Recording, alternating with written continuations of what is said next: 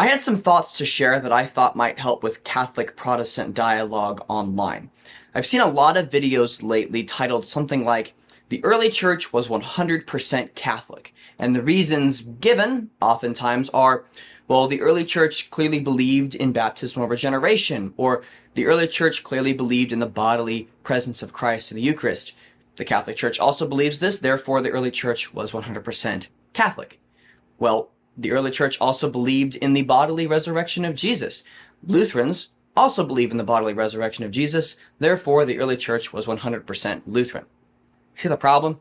You can't just cite things that most Christians believe and say, well, because my church believes this, therefore the early church was 100% me.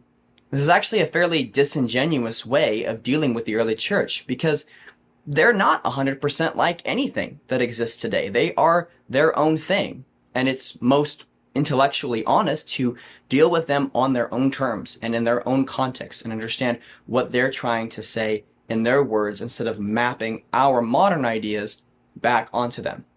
Like when the early church says something nice about the Bishop of Rome.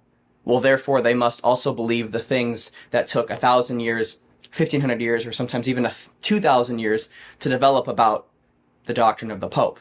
That's just not a really fair way of dealing with their writings. And I don't think the early church would appreciate their words being weaponized against other Christians just to cause further division. So if I was to give any advice on this, I would say when you read the early church fathers, and you should, read them in context and read them on their own terms and try to figure out what they're saying rather than trying to read what your church believes back into them. And whatever you do, stay humble, because if you're right, but you're prideful about it, you're as good as wrong.